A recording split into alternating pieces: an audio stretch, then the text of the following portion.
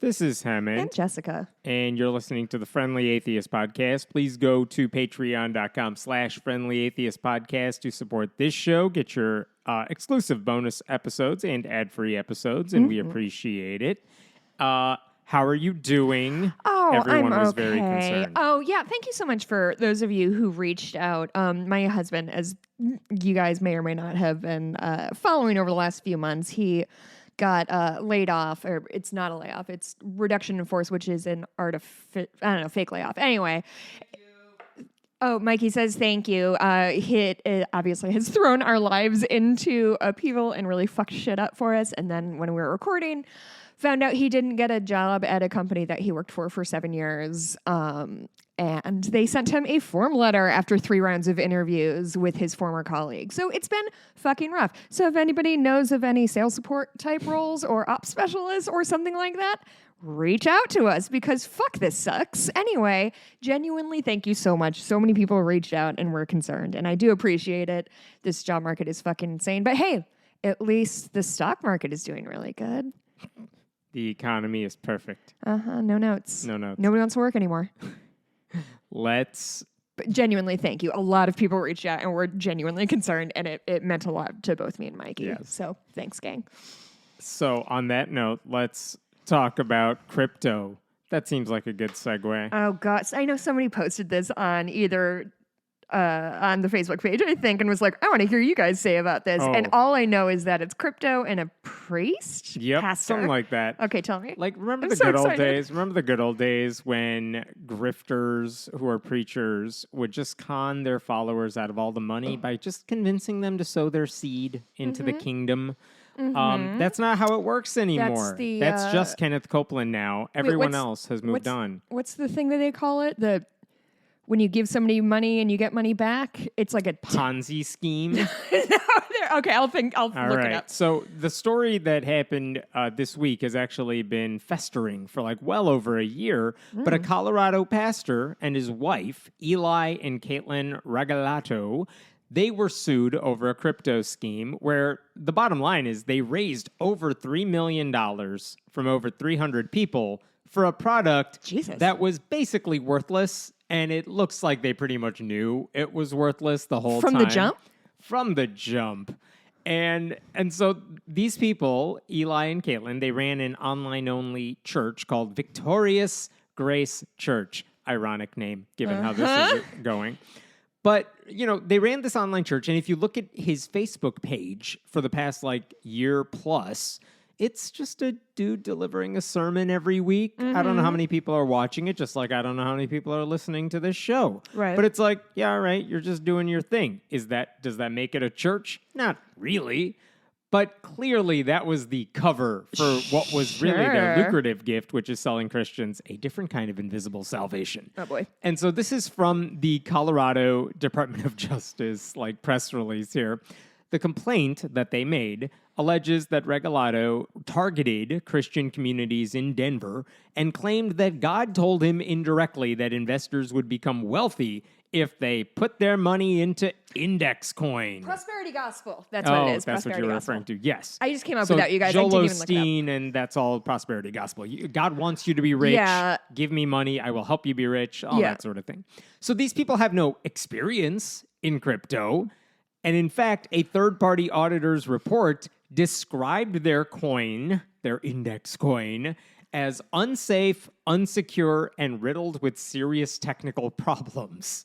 And despite that, these people just kept promoting it as a, quote, low-risk, high-profit investment, which is how all investments work. Honestly, this is like the Music Man. This is somebody coming in and being like, hey, give me money and I'll make your kids a band. And it's just... Everything will work out. Just the trust literal me. exact same thing of exactly, trust me. Oh, it's going to be great. Yeah, these costumes look like shit. It's fine. Wait till the magic. The complaint also adds that in reality, the index coin was illiquid, can't make it into money. It's practically worthless. Investors lost millions, and these people used investor funds to support their lavish lifestyle. And the state securities commissioner in Colorado, Tung Chan, claimed, this is from the state press release they put out, at least 1.3 million of that that money that they made, went directly to the regalados, who spent it on, wait for it, I'm listening.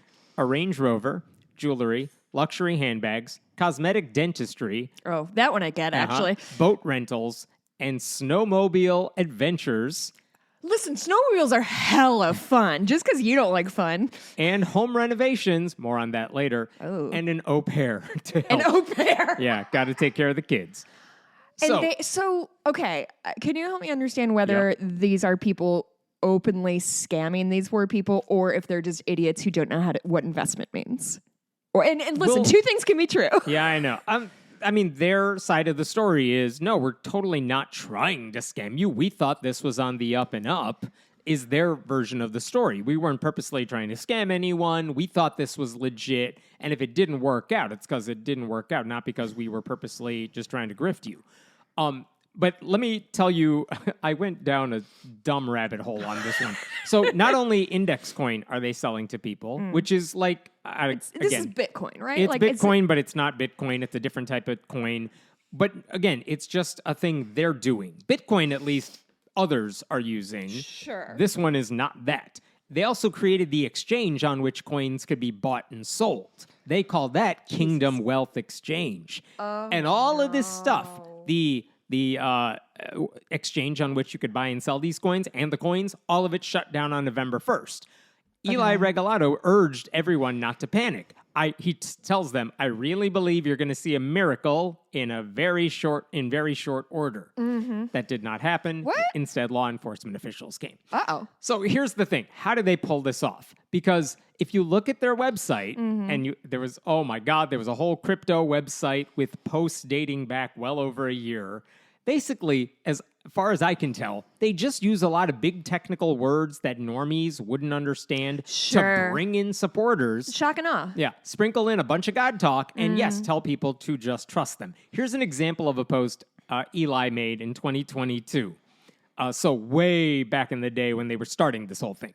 Hello, Index Coin family. This is the day the Lord has made. Let us rejoice and be glad in it. We were planning on launching tomorrow, but we're waiting on our business number to be issued. Our Singapore legal team informed us we should have the number this week, and then they'll file our exchange paperwork with FinTrack, Financial Transactions and Reports Analysis Center. We need this in order to be licensed to launch.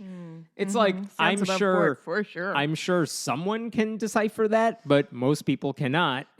So what do you take from that post? It's like, well, it seems like these people are on their way. Red tape and things like that. You can't be responsible for the government. Every post is like that. Just delayed.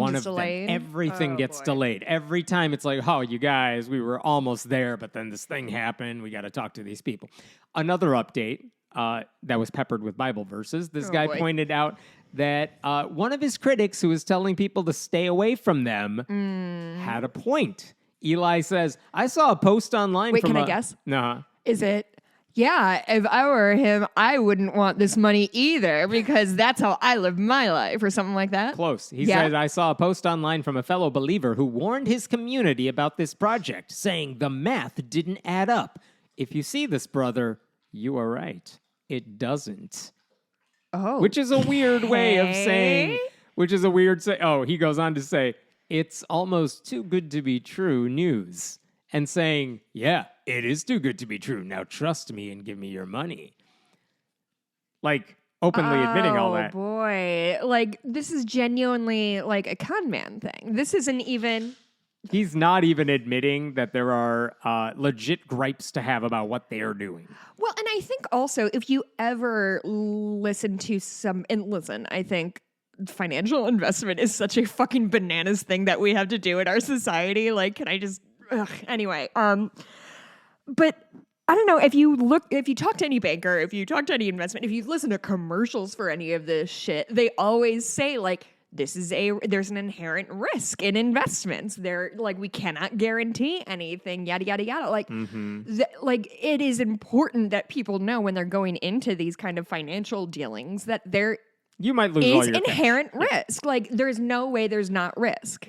So they also put out a white paper explaining Low why risk, this high was... reward does not mean zero risk, all reward. Right. It means if that works out, it's great, but it Right. probably won't. By the way, they did an interview. I just checked that video on which they gave an interview about all this has been made private.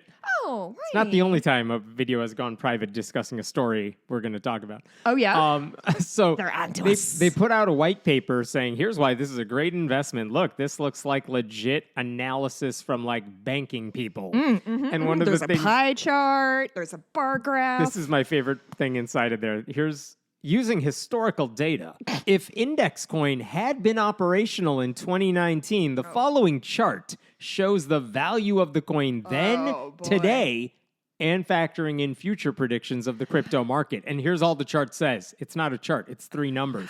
It says in 2019,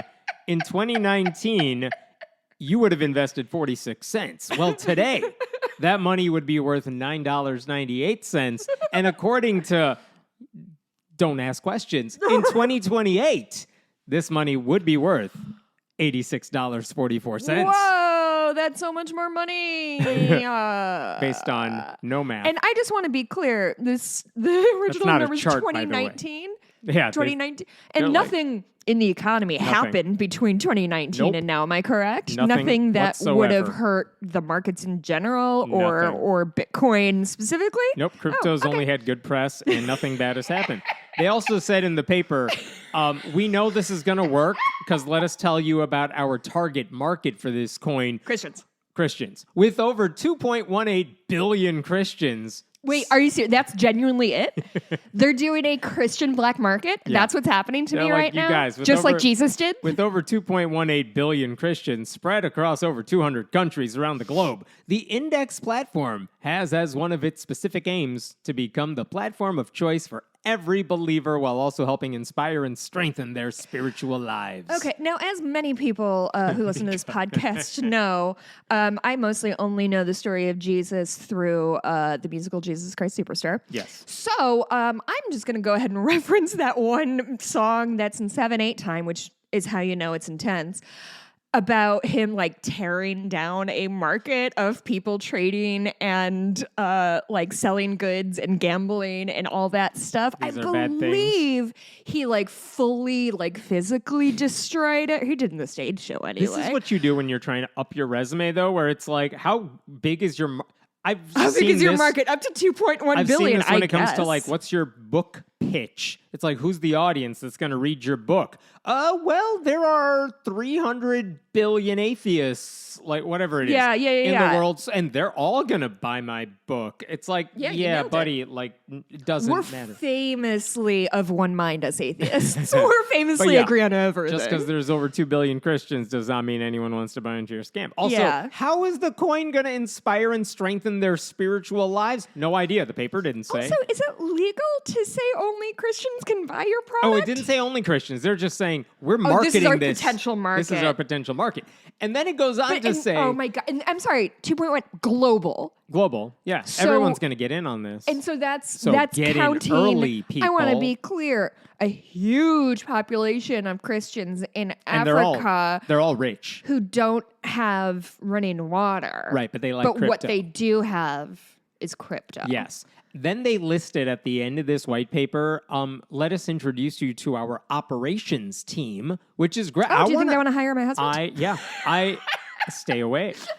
I want to know who's on the operation team. My favorite are 2 of the lead developers who there were some names on there. It's like Developers? Bob Smith, and then here's a bio of Bob Smith and Yeah. his Christian credentials and his financial credentials. It's like, all right, without digging into it, that seems all right, board. fine. Then they included 2 guys whose bios say they are the lead developers who only went by Jose and Oscar. No last names. Oh, that's not And shady. we are told in the bio their real names are not provided. You know, because we don't want them to get in trouble, you guys. So you know that's... Jose and Oscar, is there any chance they may not be American citizens? I don't know. And then there is also, in addition to the operations team in the white paper, they listed the prophetic team, which included a woman who her name is Amanda Earhart. She serves as a prophetic voice for Index Coin's spiritual intelligence team. Fuck off. What are you saying? What does this mean? I have no idea what that means. Why do you need a spiritual intelligence team for Can you crypto? read that whole thing again, please? Amanda Earhart, as CEO founder of AEV Studios. Amanda is the creator of Find Your Voice Effortlessly, trademarked, program where singers learn how to enhance, protect, and preserve their voice without surgery, vocal rest, damage, or strain. She's a vocal coach. Has nothing to do with crypto. She serves as a prophetic voice for Index Coin's spiritual vocal intelligence rest is pretty team. important, guys. Okay, Yeah. sorry, go ahead. Not for this. Anyway. Wait, so she's a vocal coach. Don't think about it too much. They have a lot of people. Make me not They think have about like this. 7 people whose bios are all the same, which is like she does something in a totally different field, and we brought her on she's board a to spiritual pray. advisor. She has good vibes. We got to keep her around. Great vibes. So anyway, this Got the riz. last weekend, I'm a kid. the Colorado securities people are like, yeah, we're shutting this down and we're filing a lawsuit because this is not good. And on Saturday, Just last week? just last week, Wait, and what happened in November 1st? the whole platform exchange got... was shut down. And So now they've just been treading water. right. For... Like shut down because the feds are like onto them and stuff. And I think the feds may have shut it down. Okay. But now they got the paperwork in order and they're like, all right, now we're going after you. Now we have everything we need. Got it. Okay. Okay.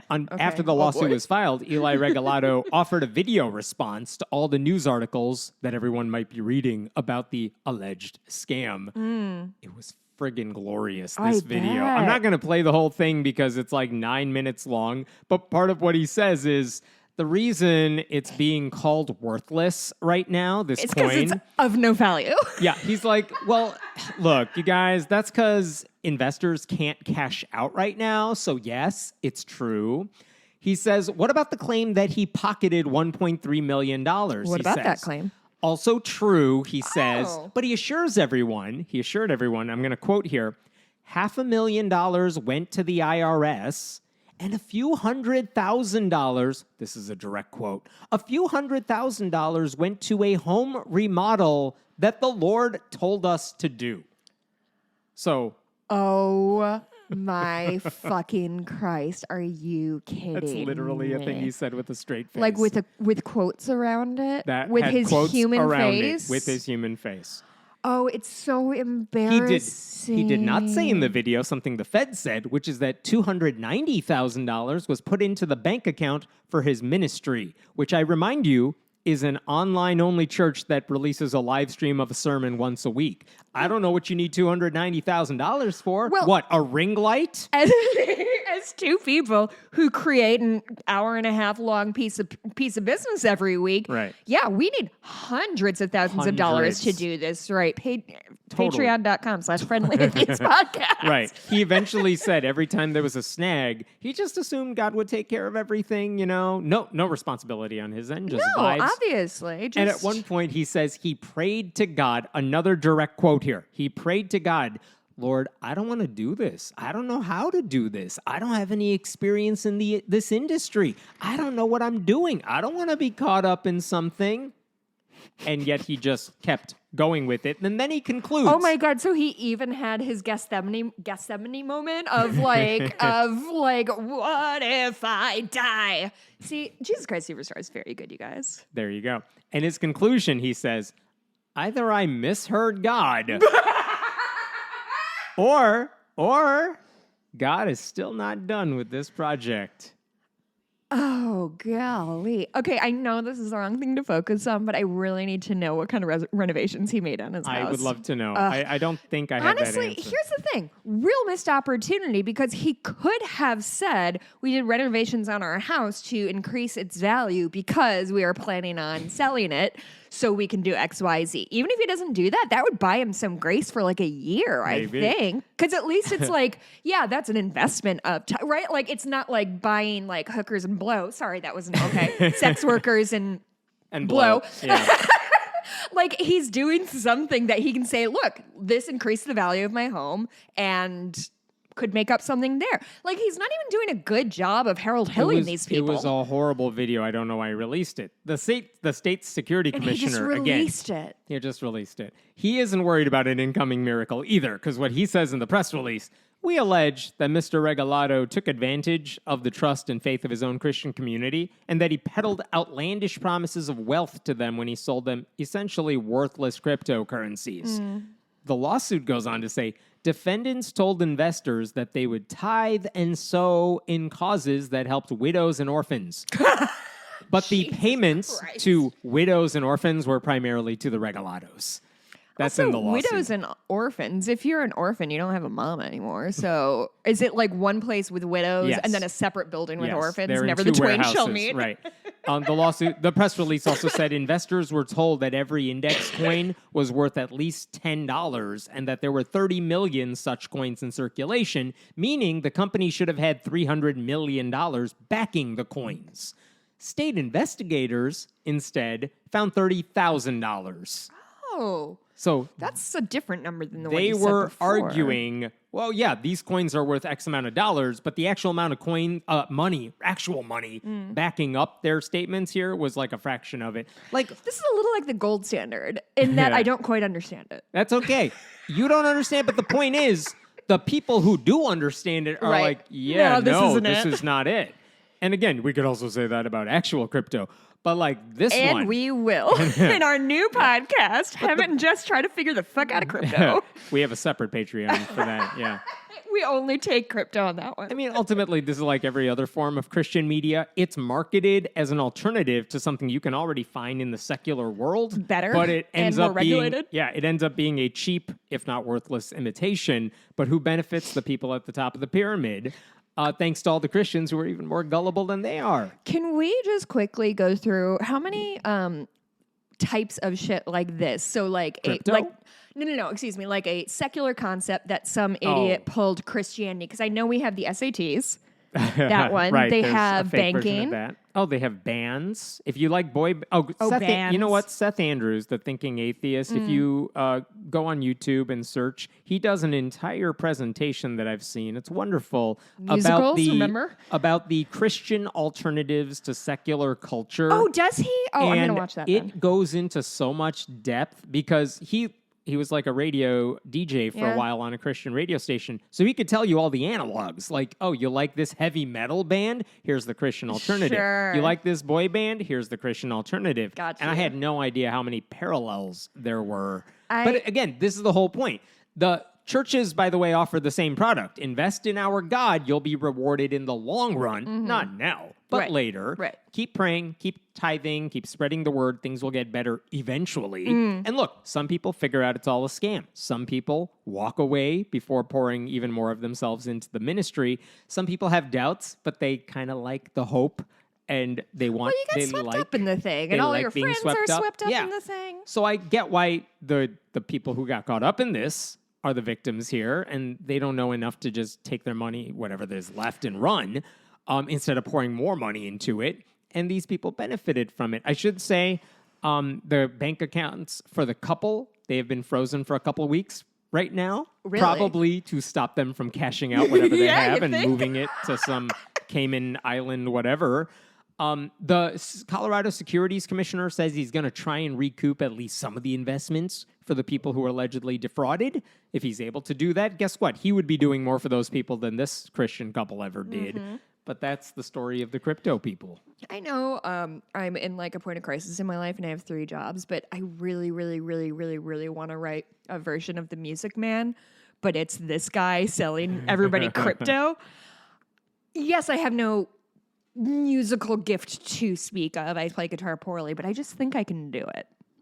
It'll be better than what they're doing. If anybody wants to like, commission that? Yeah, please. Please do. I'll think of a good title too. All right. Let's Let's that wasn't that funny. It was just a real thought that was in my brain. We're going to talk about another story because I saw this story. The first time I saw this story, it was from secular people and atheists saying, now this is what a good Christian is doing. Like, this is, why aren't more Christians like this guy?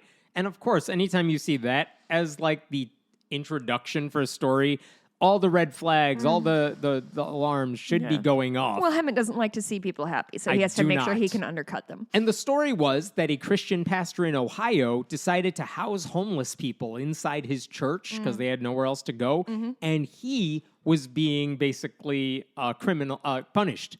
Sanctioned with like criminal punishments for housing homeless people, and he's like, I'm fighting this. Well, that headline sounds upsetting. I bet there's no other details that make anything seem different. That's the headline I saw. That was the basic crux of the story. And again, the people saying this is like, wow, a Christian actually got arrested for doing what Jesus would do. Yeah. And of course, that's the version of it I saw getting spread everywhere. It's a great headline. The Reverend Chris Avell, A-V-E-L-L, he pleaded not guilty to all of the charges earlier this month. And what are the charges? Charges are mostly zoning violations. You're not allowed to house people in your church like this. You are housing people in your church like this. So the city of Bryan, outside Toledo, Ohio, they're the ones going after this guy. And of course, everyone's like, really? You're going after this guy for trying to help people? And I presume it has hell? something to do with the weather that we've had for the last week, That right? was, he made that mention. He said he would, I'm sure he would have done it without the weather too. Oh, okay. But his argument was these people need a place to go. They don't have a place to go. I'm a Christian. I'm going to let them into my church and give them a place to stay.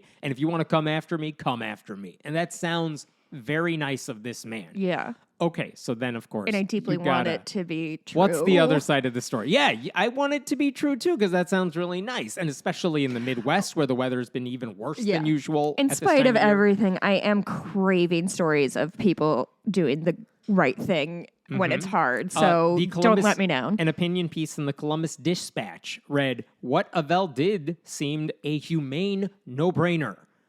Above the Law, a legal blog, said pastor faces charges for giving the homeless a place to sleep. Like, those are the headlines that were going around here, and those are fair points. Look, homelessness is a very big problem in the country. Cities as small as Bryan in Ohio that we're talking about, and as large as San Francisco, they have struggled to deal with this issue.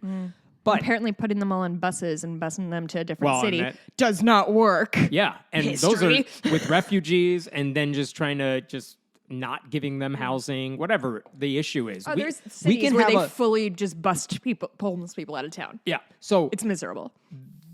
All of that legit problem, and that's outside the scope of this story, because we're not going to talk about homelessness being a problem, because it is, and that's not what this is about. Right.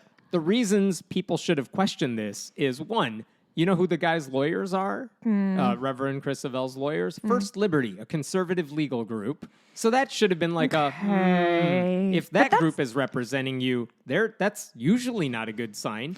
But that doesn't feel like a big one, though. I haven't heard of that one. He also did a full media blitz, kind of like that the praying coach in Washington. Sure. He's doing a full-on media blitz on all the conservative propaganda networks. Okay. And again, it's like, I don't love the look of that. Yeah. So what's the real story here? People who didn't have homes had a place to stay for a night. So what's the happening big deal here? Okay. So here's what I could figure out. His church is named Dad's Place. Griff. Yeah. Oh, Whatever. I don't know. I don't know if that's a reference. I don't know if that's a reference to the Holy Father or something else, but whatever. Dad's Place. Dad's Place. Oh my God, I hate it. Marketing is not this guy's strong suit. Here's what's weird. I did not see this in many articles about this, but what I did see is it is literally one door down from an actual homeless shelter. And the thing that this guy said in a bunch of interviews is he's like, there's overflow at the shelter. The shelter can't take in all these people, which is why, hey, I'm next door. I'm open my door to them. Okay. It's not actually a church, though. Wait, his thing isn't a church? His thing is not actually Dad's a Place church. isn't a sanctioned church by the Catholic Church?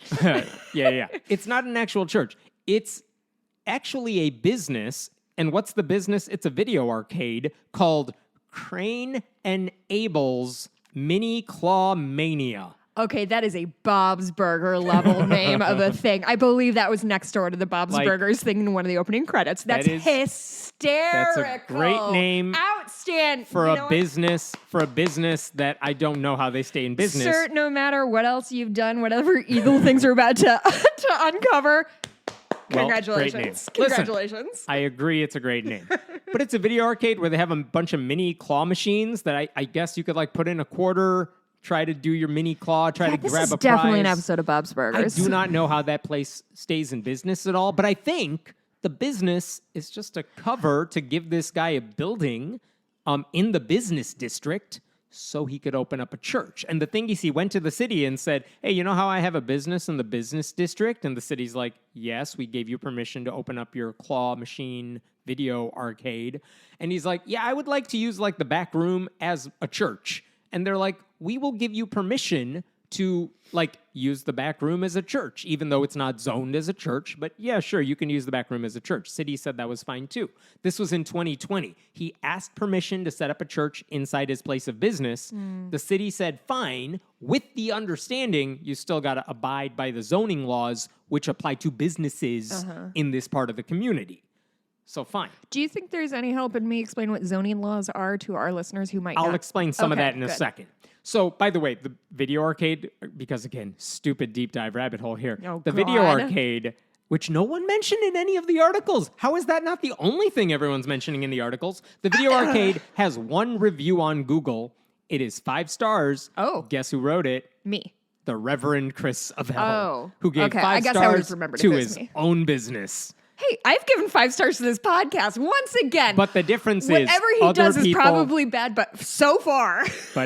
But other people have also given reviews to our podcast. Anyway. That's a fair point. So- and most of them are not. So 5 most stars. news stories focused on the technical rules that Avell broke. Because his church is located in a business district, residential use on the first floor is prohibited. Like in a lot of cities, you might have a business on the first floor at street level, and the upstairs is an apartment or Bob's something like Burgers of that. it all. Okay, so that means, what does that mean on the first floor? That means people are not supposed to be eating inside permanently. Yeah. Like they're not supposed to be washing their clothes on the first floor because the sort of hookups you need for a washer dryer, like that's not normal. And you're not supposed to sleep there because it's not a place where you're going to be safe sleeping there.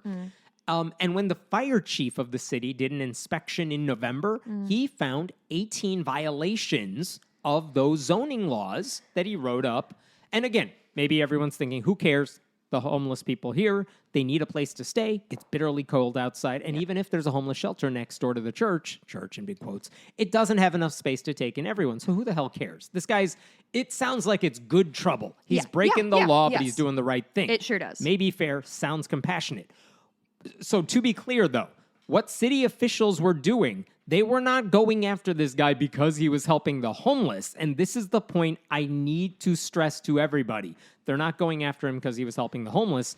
They're going after him because he was literally putting the lives of those unhoused people in danger. And this is, I feel like I have to explain this. There's a reason churches can't just open up soup kitchens on a whim. There are local regulations that need to be followed to make sure everything's safe. Like, we need to make sure the food you're serving people is not going to kill them. Yeah, is not going to kill them. Like, how are you making this stuff? We just need to make sure it's okay. And if it's okay, fine. That's what they were considered. Here's what the fire chief wrote up in his report last November. Listen to this carefully for anyone who took this story seriously. Several of those violations were serious and potentially endanger the lives and safety of those in the building. Some of the serious violations included improper installation of laundry facilities, inadequate or unsafe exit areas, LP cylinder for gas grill improperly placed inside the building, an unpermitted gas dryer installed with impermissible plastic duct outside Ohio Mechanical Code guidelines, no permitted and approved kitchen hood over the stove, and limited ventilation. Basically, fire hazards everywhere. The exit signs were not clear. There's no evidence that carbon monoxide and smoke detectors were tested regularly. There was a gas leak due to improper installation of the unapproved gas dryer. Wow. Which, by the way, the Could city kill everybody, man. could kill everybody. The city, by the way, talked to a local natural gas provider, and they're like, we need to fix this now. The city did that for this guy. So the thing is, if there was an actual emergency in this building, a place like this that has a ton of people just living inside, temporarily, but living inside there, could put their lives at danger because of the deficiencies. And the fire chief gave this guy over a month to fix the most serious of these problems. But when they followed up January 9th and 16th of this month, they found 5 violations that had not been properly corrected. And on January 16th, the fire chief found 20 people sleeping in cots on the floor of the building. So again, if you're the fire chief, yeah, fine, okay, all these people are staying in. Let's say you have compassion for that because they need a place to go, but also, oh my God, you can't live here because this is a dangerous place for you. Granted, the streets are not better, I know, but this place is not safe for you. And his obligation is, are you following the law here? Because the law is meant, in theory, to protect everyone. I mean, to me, that makes sense. Yeah. The guy is doing his job. He sees these violations, gives the guy time to correct it. Guy does not correct it.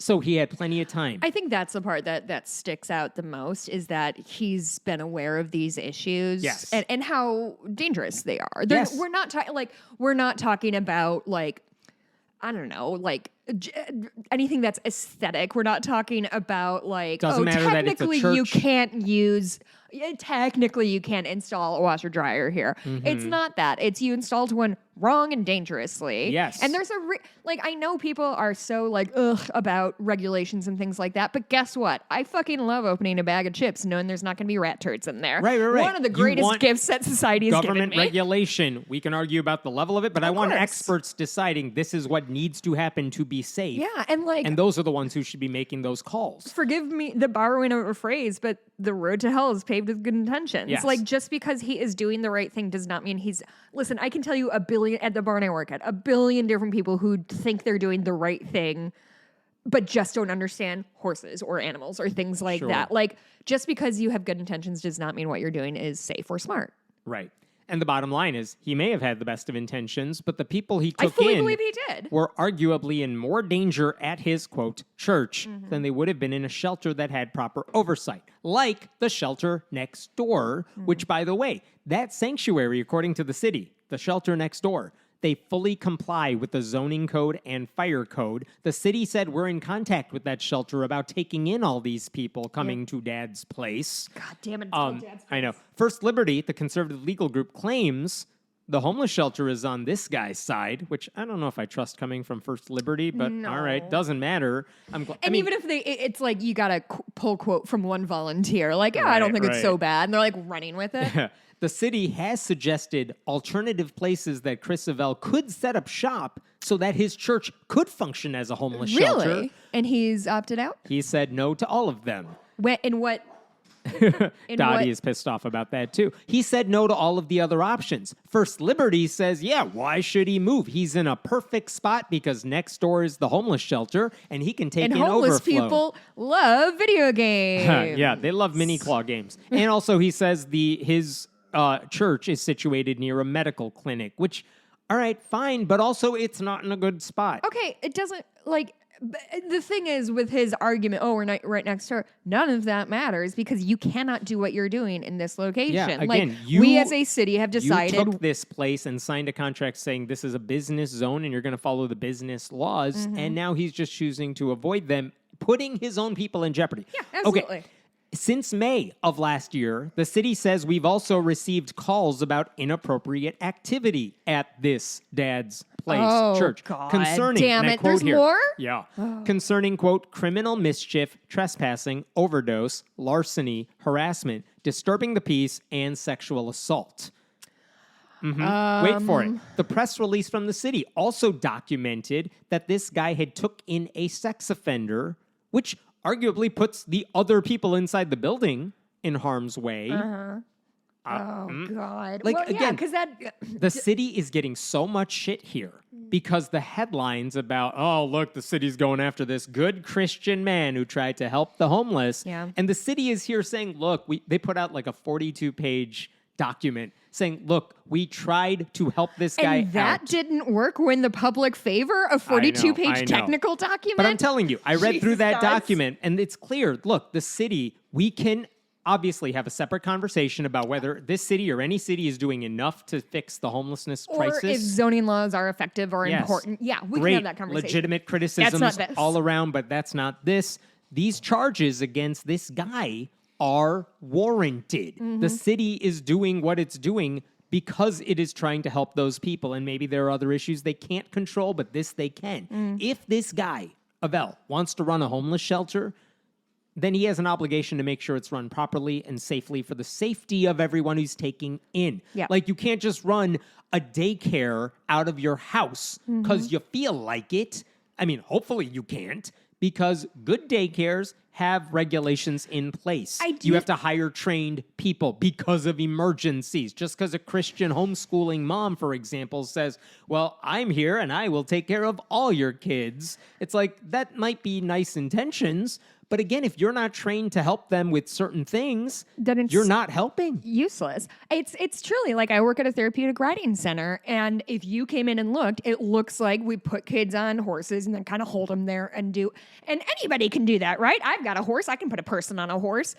But the care that goes into what we do and the safety precautions that we take and the redundancies that are put in place and the contracts we have people sign to make sure everybody's following the laws and the background checks we do on our volunteers and et cetera, et cetera. Like, yes, it looks like we're just putting a disabled kid on a horse, but there are layers and layers and millions of dollars that go into making sure that these kids are as safe as they can be while on a fucking 1,000-pound animal. Like, if this guy wanted to take in these people for like a night on a cold night, no one would have a problem with it. But it's been several weeks, and the longer he doesn't take these safety precautions seriously, the more of a chance there is that something's going to go horribly wrong. Now, if there's any upside to this guy fighting the charges, which he is doing, it's that maybe it pressures the city to build another shelter, take whatever steps it has the power to take to create more affordable housing. But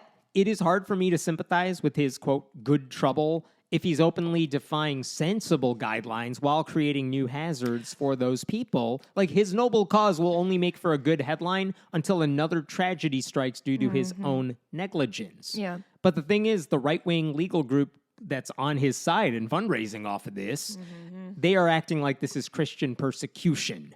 Well, this feels to me very similar to the Titan submersible situation of like, oh, no, don't worry about it. We got it. And those people all died. And when people like Hammett and I would say, well, yeah, they made a fucking terrible decision to go down to the depths of the ocean in a unregulated and uninspected submersible thing. Yeah, bad shit's gonna happen, and we look like the dicks because we're like, oh well, they died and they didn't like. Yeah, it's the same thing. The people here, the homeless people, they didn't have a choice necessarily of where to go. It's not their fault. It's not any unhoused person's fault. It's the responsibility of the guy who says, "I got you covered." That's what is killing me. It's like we see this time and time again that people, think that, well, God, the what's the documentary that we both watched about the woman in Africa? Oh, yeah. I forgot the name of it. Just people. She goes there not as a licensed physician, but as someone with good intention trying to help people in Africa. 100% good intentions and 0% training or preparation. Bad things happen. And bad things are going to happen. And like, I'm sorry, I believe that this woman, this doctor, quote unquote, doctor woman is trying to do the right thing. I believe that this dude is trying to do the right thing. But sometimes the right thing looks worse. Sometimes the right thing looks like red tape to make sure people don't die of carbon monoxide poisoning or get sexually assaulted while they're trying to sleep on a cot. So the First Liberty lawyer, Jeremy Dice, a reporter from HuffPost asked him, what about the gas leak and the fire code violations? Here's from their article.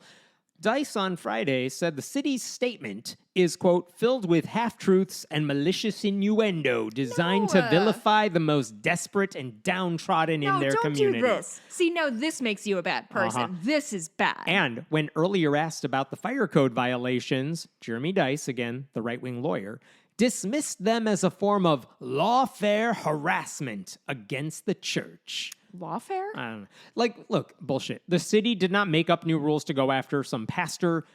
Jeremy Dice called them nitpicky rules involving things like what? Making sure businesses have functioning smoke detectors. See, this is the kind of shit I'm talking about, is if you don't he knows just enough to be dangerous. He understands that these are violations, but he does not understand what the repercussions of them or is not acknowledging them to anybody around him. So he can keep doing quote unquote the right thing. Yeah. Like, First sir, Liberty, we're by the telling way. you you're putting people in danger and you don't care because what? You think it's more important to be a persecuted Christian than to Yes. make sure people survive the night in your arcade? Mini Claw Arcade. First Liberty, which is fundraising off of this, they could totally spend the money that they are making off of this to fix up all these violations. Yeah. Wait, have they just not done it? No, of course not. Because now Why don't they just do it? Well, they're busy suing the city of Bryan on behalf of the Video Arcade Church. God, It wouldn't damn make it. it wouldn't It's make so for nearly as good of a fucking press annoying. release. You guys have the money to help homeless people. You guys have the money to help infrastructure, and you're just not. Because why? So you can build an addition on your house with a wall that reverses into a whole dungeon? In news Can that we happened, get one of those? Yes. There was news this week that basically Donald Trump called Republican senators personally and said, do not work on a border deal with Democrats that might actually fix whatever's happening at the border, because that would be a win for Joe Biden. And they don't want to win. Mm-hmm. They want an issue they can run on so they can pretend like there's a problem that only they can solve. Yeah. And given the opportunity to solve it, they're like, no, we don't actually want to solve it. We want to run on it. It's the same reason they didn't want like Roe v. Wade overturned secretly, because they would rather run on anti-abortion stuff than say, oh, we did it. Yeah. So it's the same thing here. They could fix the crisis and help this guy get up to code. But this dude, Avell, and his lawyers are having much more of a good time going on Christian media, conservative and meanwhile, media. are people still staying in this arcade? For now, I think they are. I don't know if they're still there today, but they might be. But again, the shelter is doing what it can. The city's doing what it can, according to them, to try to take care of these people to whatever power they have to do it. But this guy's too busy trying to file a lawsuit against the city for caring about smoke detectors and shit. Jesus Christ, the irony of the fact that these people, like these churches, are doing their damnedest not to pay a cent in tax if they don't have to, when the kinds of things that your tax money should be going to are safe homeless shelters. I cannot stress enough how annoying it was after having gone through all that. How annoying is it that so many liberals, left-wing groups pointed to articles about this guy saying, oh, look, you found a good Christian. This guy's following Jesus. And what do? Yeah. We punish him. It's like, yeah, it was the right thing to do. Yeah. Not because I don't like the dude's faith or disagree with it. It's because, no, he's actually putting people in danger. Well, and I think that's the sort of... I like when you cover these stories because while they're like a genuine massive bummer, and I really want to believe that there are nice people who do nice things out there, it's very important, I think, not to get kind of glammed by, glamored by the he's doing the right thing and he's this like Robin Hood character and this is what Jesus would have done and blah, blah, blah, blah. It's so easy to be entranced by that. I feel the same way and about it's not fun. This shit that we're about to do, this guy who's quote unquote doing the right thing, who's actually a villain, this sucks. This every time we do these stories, I hate human beings a little more. But we have to, because otherwise we're living in this fantasy world where people are gonna die because we would rather feel good about ourselves than actually do the hard work to make things better. This is a similar story that happens. Some churches, mega churches, do this thing because it's always good publicity for them where they say, we're doing like a reverse tithe this week. We're giving away money to the people in our community for those who need it. Oh, this lady in our church needs a new car. We got her one. Wow. We're going to give you money to go out and spread the gospel. Or, I'm sorry, do a good deed using X amount of dollars that we give you in this envelope, then come back and share it with us. And it sounds very nice. But in the long run, it's like, well, what are you actually pushing for in the long run? It's like, well, these churches actually promote really harmful ideas. So don't give them free publicity without mentioning all the bad stuff. I can tell you firsthand, my the family I'm close with, they're Seventh-day Adventists, and they, at some point, these teenage girls in their little group, they each got $100 and just went out into the community to like help whomever they could find and talk to. Nice. It sounds really nice, but then like, okay, now you can go back to your church and feel better about yourself. And maybe that person got a meal or a beer or whatever they needed, and that's fine. But and now go vote for Republicans who are going to make it harder for them to do it in the long term. It just feel like the feel-goodness of it all is miserable. Yeah. Okay, let's talk about something else that was in the news this week, which is conservative Christians got mad at NBC for censoring a quarterback who talked about Jesus. Again, that's the headline I saw. So I go to look at the video. Oh boy. Here's what happened. Okay. last weekend, maybe 2 weekends ago now, there was a wild card game. You don't have to follow football to make sense of this story. There was a wild card game between the Houston Texans and the Cleveland Browns. The Houston Texans have this rookie quarterback who has been phenomenal this year. His name is C.J. Stroud. And C.J. Stroud led the Houston Texans to a rout over the Cleveland Browns 45-14. Wasn't even a close game. They demolished them. So after the game, a rout. They crushed them. Crushed them. So after the game is over, I can't believe Hammond's the most butch person at this table right now. There you go. C.J. Stroud, after the game is over, the sideline reporter for NBC Sports goes to C.J. Stroud like, hey, it's one of those Are typical... you sure this isn't an episode of Friday Night Lights? I got you covered. Stroud. Yep. She goes up to him, and basically, you know how this interview is going to go. CJ, what did you do to win the game? What are you feeling right now? Yeah. So I'm going to read you what NBC actually posted on YouTube, and I'm going to tell you this video has also been made private. Otherwise, I would play it for you. Oh, interesting. But it was about it was like a 51-second clip that they posted on like NBC Sports. And here's the conversation. CJ, your first playoff game in your first NFL season and a record-setting performance for you. What does this moment mean? To which CJ Stroud responds, first and foremost, I just want to give all glory and praise to my Lord and Savior Jesus Christ. I mean, it's been amazing being in this city for as short as I've been, but the love that I've got... Don't do the accent. Sorry. The love that I've got, I've really just been doing it for Houston, man. People back home, I'm blessed enough to be in the position I am and blessed enough to be playing at a high level right now, and we got to just keep it going, but I'm super blessed. That's his full answer. Okay. Later on generic, in there, but fine. Very generic, but totally fine, expected. Okay, fine. At least he didn't say I'm going to Disney World. I know. He hasn't won anything yet. Guess what? When he played the next game, he lost. Oh, so it's whatever. Oh, but glory whatever. to God. He won his wild card game. It's be totally normal post-game banter. The thing is, again, NBC aired that live, and then they posted the clip of what I just read, plus another like 30 seconds of meaningless banter on YouTube. And on Twitter, where, imagine this, you're NBC Sports, you're running their Twitter account, and you want to play this clip because it's right after the game. They had to cut it down for time, and they cut out... Not that they have to. Oh. But what would you rather play on Twitter? You want people to watch this clip. Are you going to play this full 51-second clip with a lot of generic, boring stuff? Or do you want to say, CJ Stroud praises Houston, his city, after the big game, and show him saying, I've really just been doing it for Houston, man, people back home. That's the clip you want to share, because you know people in Houston are excited about that. Yeah, and half the country is Christian, so we can just assume a lot of people think that. So Sunday Night Football on NBC, that Twitter account, they edited the exchange from 53 seconds, which is the full clip on YouTube, to 22 seconds. And basically, here's what that conversation looks like. CJ, your first playoff game in your first NFL season and a record-setting performance for you. What does this moment mean? Edit. I mean, it's been amazing being in the city for as short as I've been, but the love that, et cetera, et cetera.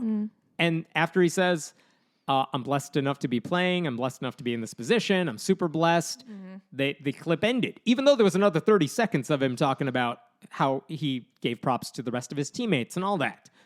That editing made sense. That's how editing works. And that's how the news works. By the way, gang. the caption for the video, CJ Stroud has a lot of love for his city, heart emoji. That's cute. Yeah, that's darling. Totally makes sense that people would want to just see that clip to spread it because he's praising Houston. Oh because my God. Because he's playing for Houston. Yes. Conservatives have been spreading this bizarre conspiracy theory for the past week that NBC censored Jesus. Here's how Fox put it. God. The moment was overshadowed over the course of the week as NBC appeared to edit out that part of his words in the video posted on X, where he talks about praising Jesus. Another account that went viral on YouTube because they played the version that appeared on live TV, followed by the tweeted clip. It's disconcerting to realize NBC is actively censoring a player praising Jesus after a massive win. Would NBC have censored his speech if he praised transgenders? Or Palestinians? What? Listen. And then former New York Mets star Lenny Dykstra, who is one of those... Lenny Dykstra is not somebody we need to hear from. Y'all, Lenny Dykstra is like Aaron Rodgers, conservative red pill dude. He said... He's a lunatic. Yes, he said, I have a feeling there are going to be a lot more postseason win interviews with him that the dinosaur media is going to have to edit as well. Wasn't Lenny Dykstra the one who redecorated his car to match his jet? I'm sure He's not somebody we should listen to. I'm sure it is. But again, how do I know NBC was not censoring CJ Stroud? One, they posted the full interview on YouTube. Two, they aired it live and no one had a problem with it, including the account that went viral showing the two clips side by side. Where did the first clip come from? It came from NBC. No, they had to hold somebody at gunpoint to get that. In 2009, Dykstra filed for bankruptcy. In 2011, he was arrested and charged with bankruptcy fraud, followed by grand theft auto, drug possession charges on an unrelated case, and indecent exposure. He served 6.5 months in federal prison. But please, let's hear more of what Lenny Dykstra has to say. By the way, if Lenny Dykstra is your character witness, you've got problems. Truly. One of the other things that all these people missed out on is that the quote-unquote edited clip, as if something nefarious was going on, it includes the following. I am blessed enough to be in the position I am and blessed enough to be playing at a high level right now, and we've got to just keep it going, but I'm super blessed. If you want to just praise Houston, you did not need that part of the clip. You could have edited down to like 15 seconds. But they said the blessed thing like 72 times. 3 times he says it in that clip. And NBC kept that part in his response. They did not need to, but they kept it in because it was a fine part. Like, again, it's part of his answer. It's fine. But all of that's going to show NBC doesn't really care about the Jesus thing. They were trying to show you the important parts of his answers, not the random side comments. What do they think censorship means? It's like being canceled. It's just whatever it's woke. It's whatever they want it to mean. Okay, it doesn't matter. Fair. The New York Post put it this way, another right-wing outlet. Whether it was an intentional cut or a misguided attempt at shortening a video for social media is unknown. No, it is known. It's exactly known. It's known exactly. The conservative sports website Outkick concluded faith is not one of the pre-approved talking points that athletes are allowed to uphold. Is it exhausting feeling persecuted the whole time? Man, it's all they've got. It's so boring. The American Family Association, the right-wing hate group, the Christian hate group, also spread the lie online, urging people to sign a pointless petition calling on NBC to, quote, stop its clear aversion to testimonies of faith in its social media posts. Sure, yeah, that's definitely a problem. We should write a petition about. Their petition says, there was no logical reason for NBC to censor Stroud's interview except that it has an animosity toward the Christian faith. There's 100% illogical reason to cut out that part of the thing. By the way, it's not an actual petition, because if you sign the petition, there is an auto-checked box that says, you want to be added to our mailing list? That's what those petitions are. Of course they are. Everybody knows that, though. Do they? That petition has 18,000 signatures. Anyway, all of this is just evidence of how, like, that right-wing media bubble works. Some ignorant moron draws a false conclusion, spreads it online, and then a bunch of well-paid morons amplify that lie for clicks because it just checks all the boxes their readers really love. Yeah, it's really... It's super exhausting. And I know I've said this for a billion years. Usually it's related more to the GOP, but it's just so fucking hard to live in a world where people just won't admit to reality, and it makes you it's obviously being gaslit, but it makes me feel like I am losing my entire mind. Like things like just people's willingness to go, even at this point in history, people's willingness to go along with like a good feeling headline or a outrage inducing headline is exhausting me right now. I got one more of those for you too. Then I think we'll see if we want to end it there. But this is one that I think Atheist got wrong, too. So this is interesting.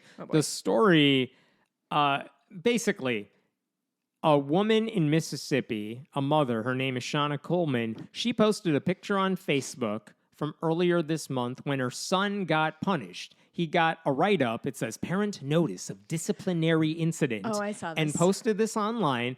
And she basically says, my son got in trouble for saying Jesus Christ.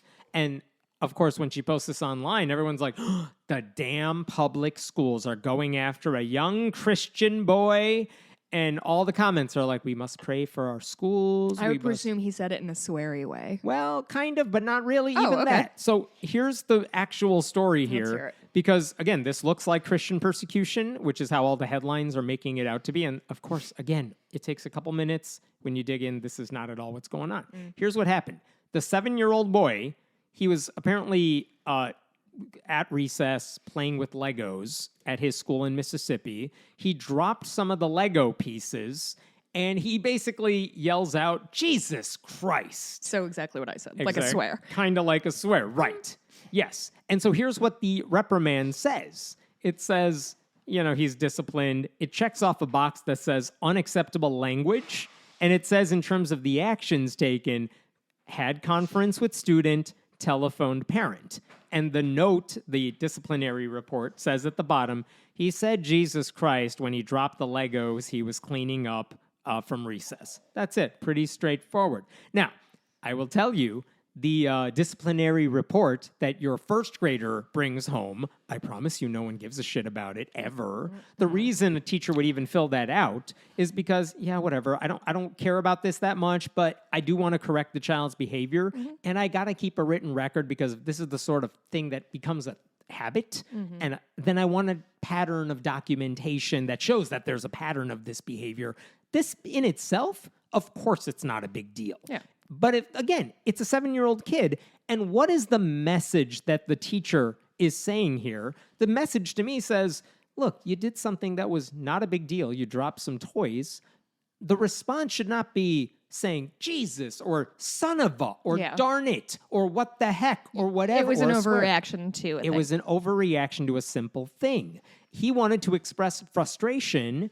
And there are ways to do it that are calm. Just breathe. Just pick it up. No, it's no one's fault. No one's mad at you. Just fix it. That's a perfectly sensible thing for like a second grade teacher or whatever to do with a child. Yeah. That's totally fine. The paperwork, it's not a big deal, but you want to like tell the parent, hey, look, this happened. You want to document it. So I hope the end result of this, in theory, what it should have been is that the parent has a nice chat with the child and it doesn't happen again. See, that's how it's supposed to go. Not a problem. I got bit in the tummy by a horse and had to document it. So, There you we go. document weird things. And now the horse. And now he knows what he did. That's right. So here's how Fox described the complaints. Actually, I'm getting sued by the horse. my- It's really distressing. This is so sad what this world is coming to, said one Facebook user. They need Jesus at that school. We must continue to pray for our children. Another woman writes on Facebook, they would have to show me a policy where Jesus Christ is deemed as unacceptable language. Others said, what has this world come to? With two spelled T-O-O. This is sad, simply because he said the words Jesus Christ. Another says, this is crazy. The baby said Jesus Christ, and this was a bad word in her eyes. I'm done. I wouldn't even want this teacher teaching my kid. That would have been his last day in that class. I'm glad you don't have kids. All of these people are friggin' insane. Like, it's not unacceptable to say Jesus Christ. That's not what they were trying to say here. They were like, shit, it's recess is done. I got to teach a class. Let me quickly jot down this thing. And again, what is the purpose? The purpose is, look, your kid overreacted and I'm trying to teach him you don't need to overreact. Right. Just calm down, take a breath, count to 5, whatever it is. That's the thing. I know the box that is checked off says unacceptable language. They are not saying you're not allowed to mention Jesus. They're saying, don't say it that way. It's an overreaction. You would have done the same thing if he said, darn it. So sorry. Aren't you not supposed to take the name of the Lord in vain? Well, that is a great point. Thank you so much. Yes. I'm very smart, despite what people say. You would think a lot of Christians would be like, yeah, why was your son taking the Lord's name in vain? No one seemed to care about that. What? But it's on one of the commandments. They love those things. No, they'd never read them. So the Mississippi School District, the DeSoto County School District, actually said all this in a public statement. A spokesperson said, DeSoto County students would not be reprimanded for simply saying Jesus Christ. It is possible that a student could be corrected for a disrespectful use of Jesus Christ's name. Sorry, did you say this is in Mississippi? Yeah. Mississippi, they're worried about religious censorship in Mississippi and Mississippi, United States. Yes. And Mississippi, United States on the earth, on the planet Earth. That's the one. They are One and the worried same. about people being blasphemous in Mississippi, in the year of our Lord Mississippi. Yes. And so again, Is that a big problem in Mississippi that they have secular people taking over and censoring religious many. people in Mississippi? too many of them. In the state of Mississippi? That's the one. With So all the Confederate flag that's things? you know it. The spokesperson Near the for the Mississippi district. River. No, not that one. Oh, okay, The sorry. spokesperson for the district's like, you guys, stop overreacting. This is the problem we're trying to correct here. Like, we're not punishing the kid for just bringing up Jesus. We're punishing him because the way he said he it. wasn't punished. He got written up. He got written up. No one cares. I know. So I here's bet the this thing. kid didn't even Wait, know what happened. There's another Oh, okay, sorry. overreaction too. But again, just to be clear, the teacher was rightly trying to trying to teach the kid an important lesson. Yeah. That's it. Yeah. You can just calmly take care of the problem. By the way, I mentioned the spokesperson for the district said, it is possible a student could be corrected for a disrespectful use of Jesus Christ's name, which is his way, as I'm interpreting that, of saying, look, if you say anything, but just say it in a tone that is inappropriate, yeah, we might discipline a kid for that. You could totally tell this spokesperson's been taking 100 calls on this and is like, you guys, not what happened. So then That poor person. the Freedom from Religion Foundation, which I love, they responded to that quotation from the spokesperson who's like, the student could be corrected for a disrespectful use of Jesus Christ's name. And they are like, well, that would be a blasphemy rule. And how dare you, like, just because you use God's name in a disrespectful way, of course a child should not be punished for that. It's like, you guys. Oh boy. That's not what guys, this is everybody about. needs to take 5 and go to your corners. They put out a press release and everything. No, like, stop it. guys, Stop it. be better. Yeah. Not the issue you need to jump on here. They were not Oh, mad. They were not saying we have a brother. blasphemy law that is unofficially in place here. Like, That was unhelpful, you guys. not helping. Not a big deal. helping. But anyway, the mother of the child told a local news station that her frustration is that her kid got written up at all. The mother says he didn't get a warning. He got talking to. He got a talking to, I guess the teacher said, and they put a note out there. This type of stuff follows a kid in their record. I'm like, they don't. I promise you. Okay, I No do one have knows. a question. Yes. Do you know the ethnicity of the kid who swore /or the teacher? No. Because there is a pattern of black kids being overly punished at a young age. So I'm just going to throw that, not knowing anything about anybody. Yep.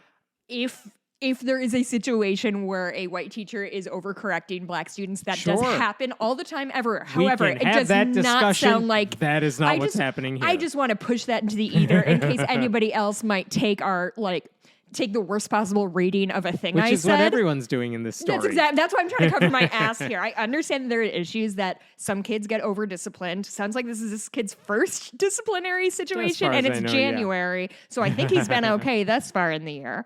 But truly, yeah, that can be a situation. Sounds also, Jesus, are these the kind of people who get mad if their kid doesn't get A's in 4th grade, as if anybody gives a shit about your grades? Even to this very day in my life, I don't give a shit about grades. Yes. I don't know. I don't know what's Guys, going on I behind the didn't scenes. do any homework in high school. Everyone is basing this off of one thing. By the way, if the mom is concerned about her kid getting written up because she thinks it's going to follow him throughout his life, Maybe don't post it on attach Facebook Don't attach your name with to your kid's name visible. Such a good point, Helen. on the thing. This is the kind of thing that follows somebody everywhere they Yeah. go. Yeah, dog. It's social media. And now you're amplifying it yourself. Good job. Not helping. Anyway. Wow, that's such a good point. This Dumb is a dumb story. story. Very We dumb said the story. same thing. We're All such right. good friends. One last one. I don't know if we need to dwell on this, but there was an interesting analysis that came out this week, totally unrelated to the rest of this stuff, from the Pew Research Center. But basically, they put out one of the most detailed analyses I've seen regarding the quote-unquote nuns, the people... N-O-N-E-S? N-O-N-E-S, the people who say they have no religious affiliation. And again, we've seen plenty of these statistics of who they are, how many there are. But this actually went into what do these people believe, everything about that. A couple things that are interesting. This is now the single largest religious, quote unquote, denomination in the Is it? country, 28%. I have a quick question. I'm sorry. This may be a really, really fundamental question, but nuns is basically anybody who says they don't believe in organized religion They onto atheists? They identify as atheists, agnostics, or quote, nothing in particular. Okay, those are the nuns. I was trying to remember 28% of America, the largest single group. That's what all the headlines said, Sure. that the nuns are now the biggest group. I mean, that was also true, I think, before, if not really close to it. The interesting thing to me is that this year, or based on the most recent study, 28%. Wow, that's significant. So yeah, quarter of America, Yeah. U.S. adults, are religiously unaffiliated. 28% actually marks the steepest one-year drop we've ever seen in like 20 years of this study, because it actually went from like 31% to 28%. Really? And that's, again, the biggest drop we've seen in a while. It could be a one-time blip. Sure. But to me, the question is, have we peaked with the nuns? Oh. It's one data point does not a trend make, but like, we'll see. So that's one thing to keep in mind. At a time when a lot of Christian groups are either steady or shrinking. That's what's surprising to me. Like, they're not doing anything to draw in new people. And when the survey asked people to explain the reasons they're non-religious, 55% cited frustration with religious organizations. Not just, I don't really believe in God anymore. They were like, I don't like them, so I don't want to be associated with them. Where did that point share go to then? The 28%, it may have gone to... So if it went from, you said, so 3.3% of people shifted away from nuns. You know what? I don't remember off the top of my head where it went to. It may have just gone to non-denominational Christian, like mainline Protestant, something like that. Yeah, that's... Yeah. Interesting other things in this analysis. The nuns, we've known this, but like they're not politically active compared to the religious. And what's interesting here is the nuns as a whole, they volunteer less, they don't vote as much, they don't reach out to elected officials as much, they don't attend government meetings as much.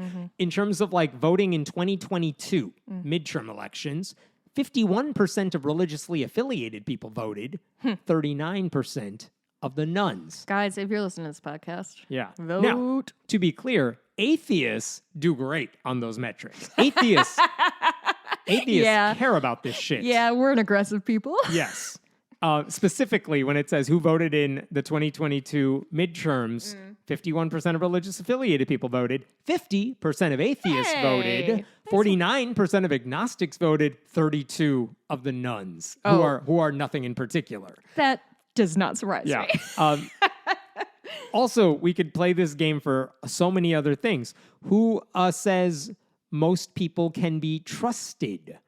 This was interesting to me. Most people can be trusted? Yeah, what percentage of people said most people are good? Most people can be trusted. I would say a third of people think most people can be trusted. In fact, among religious people, 32%. Yes. What is it for atheists? I was guessing for atheists, so fuck, I don't know. Yeah. It was Fewer? way higher. Higher? 51%. And I'm like, we are not that optimistic as a group. What are you talking about? Who are they talking to? A bunch of me's? I know. Good for us, I guess. Wow. We're very optimistic, half full people. Who knows? I'm not going to try to piece it. This is interesting, too. When it came to volunteering, and this is something I imagine religious groups will pick up on, 27% of religious affiliated adults, 27% said they volunteered in the last year, compared to only 15% of nothing in particulars. The Ray Graham Association's Hansen Center is conveniently located in Burr Ridge. We need volunteers. They're going to jump on that point. Like, if you're religious, you're twice as likely to volunteer as someone who's nothing in particular. Yeah. But again, that's largely, I would argue, due to infrastructure. If you belong to a church, you have opportunities to volunteer. And if you're not part of a church, you have to kind of go out and make your own opportunities. I mean, at this point, I could maybe make the argument that your religious affinity is less important than just being a part of a local community. So like the church of it all is more important than the religion of it all, right? Like people go to a place every week. One of the things, hey, we're all going to do this week. And you feel like you're going to go do those Same things. thing with social trends. Like, sure. Are you more hopeful? Well, religious people tend to be hopeful. Are you happier? Well, because they think the apocalypse is coming any day. Are you satisfied with your local community, with your social life? The numbers for religiously affiliated Americans are much higher than the people with nothing in particular. Is that because religious people tend to be happier and better in life? No, it's because they have the infrastructure in place to have friends. Or they are taught from a young age that being sad means that you hate Jesus. And so you do not allow, I guarantee you this is true. You do not allow yourself to consider that you might be unhappy because this is what happiness looks like. You go to church, you have 3 kids, you have a husband who doesn't give you orgasms. This is happiness. You've been reading Fundy Snark Uncensored, the best subreddit. One thing I would point out about I didn't read shit. That was from my own stupid brain. The voting numbers, though, if only 32% of nothing in particulars voted in 2022, which is pathetic compared to 51% of religious Americans. Like, if that doesn't change in 2024, you are basically ceding ground to the Christian nationalism of the Republican Party. That would be a disaster for everybody. Okay, Rush Limbaugh. Another thing that was interesting in the analysis, the nuns. And again, I'm talking about the percentage of religious nuns who said religion does blank in American society. So I would imagine if you're talking about the nuns in general, who says religion does more harm than good versus the people who say it's more good than harmful. And I thought it would be pretty split down the middle if you're a nun, because a lot of them are like, well, I believe in God. I just don't have a religious label to it. The answer here, no. 43% of the nuns say religion does more harm than good. Only 14% said more good than harm. That's the nuns? That's the nuns, which suggests to me that if they're going to go anywhere and they're no longer going to be a nun, that means they're probably leaning more in the agnostic, atheist side of the spectrum, not necessarily the more religious side of things. Yeah. Interesting. What about 56% of nuns said science does more good than harm, while only 5% took the more conspiratorial stance that science is somehow bad. Which again, if you're saying an insane thing to say, science is bad. Like what? Science. Like the search for truth is always bad. Good job. Another thing, the morality of the nuns made a lot of sense, because this is interesting. They said, is the following extremely or very important to you when making decisions between right and wrong? What about your desire to avoid hurting people? Is that an important basis for your morality, basically? 83% of the nuns said, yeah, I don't want to hurt people. That's the basis of my morality. Logic and reason. 82% said that was a strong foundation to my morality. It feels good to do the right thing. That was a big one. Desire to stay out of trouble. The way they were raised. Belief that what goes around comes around. So basically the golden rule with, to a lesser extent, karma.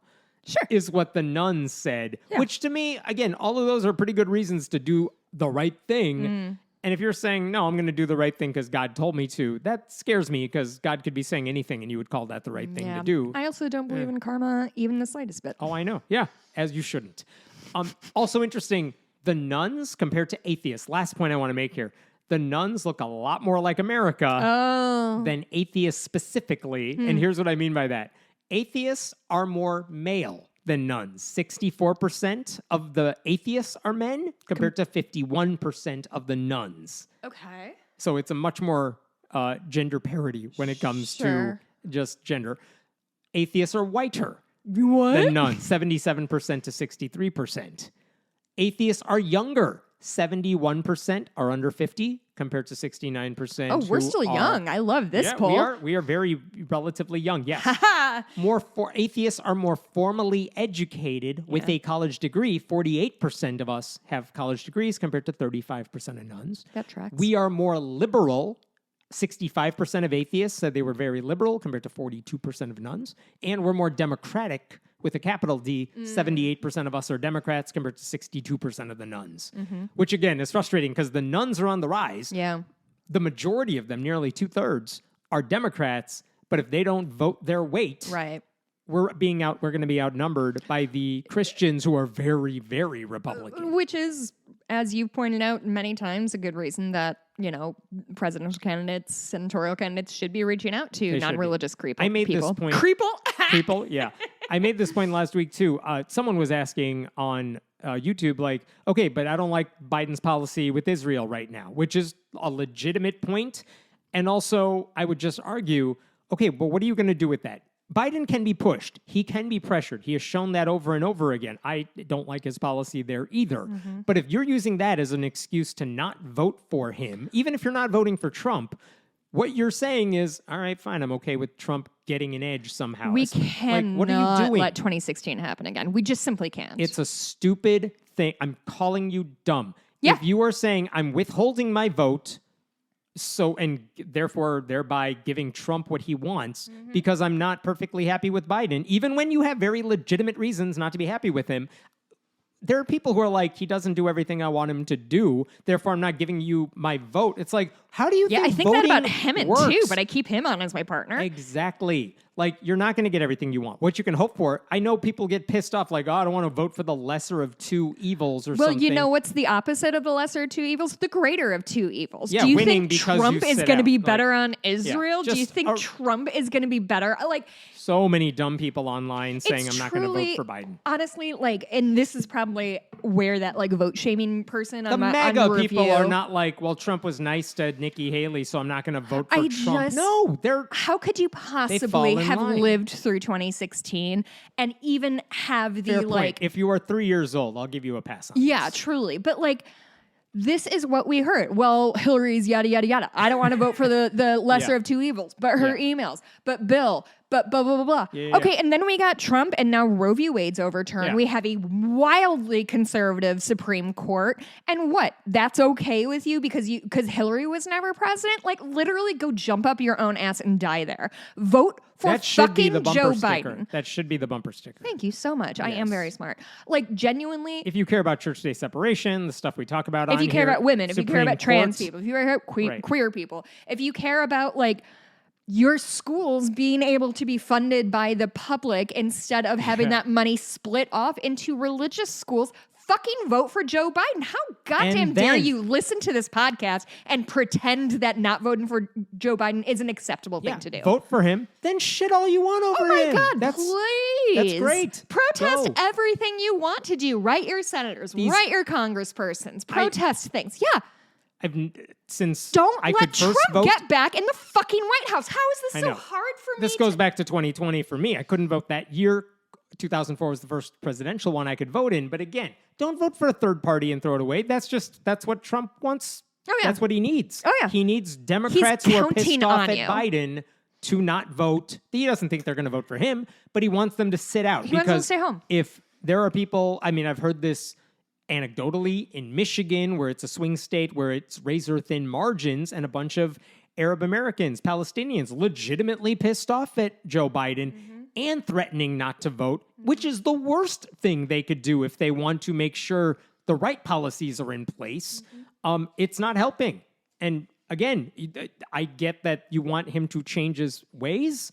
The way to do it is not by sabotaging the one thing you have that could make things somewhat better. And I feel like I've seen people get mad at his quote unquote incrementalism, which I do. I get. I didn't vote for him in any of the primaries. Yeah. And I get why that's frustrating, but incrementalism is infinitely better than moonwalking backwards. There are a lot of people who are mad that Joe Biden's not doing more when you have a Republican-led House. Like, how do you think everything passes? It's Like, all why of a isn't piece. Biden doing everything right now? It's 'Cause all he of a piece. can't. I think it's people having a fundamental misunderstanding of politics and don't understand that, like, just because you have your guy in office means everything is okay. There are checks and balances for better and for worse. This is how the Trump people are going to do. They're not going to campaign on policies. They're going No. to campaign on disillusionment of the Biden base. They're going to campaign on scary brown people. They're going to Well, campaign no, that's for their on- base. But they're going to do that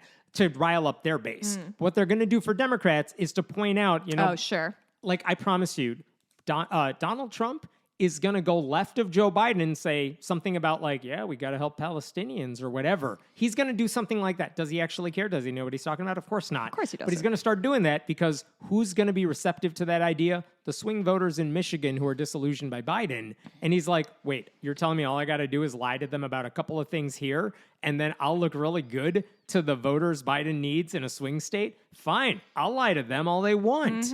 Like, that's gonna happen. I mean, that is the thing, is that Trump will lie to you about anything you want to hear. Yeah. He will absolutely, because he doesn't give a shit about anything besides himself, and keeping himself out of jail is his main priority right now. Anyway. Oh, that So was that's a where we're at. frustrating ending. You could find us at Friendly Atheist. Go to patreon.com/Friendly Atheist Podcast to support this show. You can find our Discord and Facebook page in the show notes. You can also leave us a review on Leave iTunes us all the reviews. or wherever. And one such review is, I think I read this. No. I go to podcast from Mary Enge. 5 stars. This podcast I look forward to every week. Hemant chooses such relevant topics and events to cover, and it helps me stay up to date and informed. Jess has fantastic insight. She voices her concerns in an articulate and passionate way. Aw. Thanks. Nothing passive aggressive at all. Can you believe it? Look at that. I've got a couple things to talk about. Actually, last week in the bonus, I forgot to bring it up. But Mikey and I saw the Book of Clarence a couple weeks ago. No, you did bring that up. Oh, I brought it up in the bonus, but I Yes. didn't bring it up in the main yeah, episode. yeah. So I just want to let You people want know. to hear that? I would really Book of Clarence is outstanding. It is sort of like Jesus Christ Superstar meets Life of Brian. If that means anything to you, it's. I loved every moment of it. Mikey thought it was a little chopped and screwed together, but I really, really enjoyed it. I would highly recommend it. What are we talking about in the bonus episode this time? Let's see. Maybe we'll talk about the Barbie noms, but I'm kind of disillusioned with awards and stuff. Baby Genius is one of my favorite podcasts. Is on hiatus permanently. I learned how to play Let It Go on guitar for my niece. And I would love to talk to you about the magic and beauty of horses dancing, playing in the snow, because it's outstanding. All right. We'll see you in the bonus. Bye. Bye.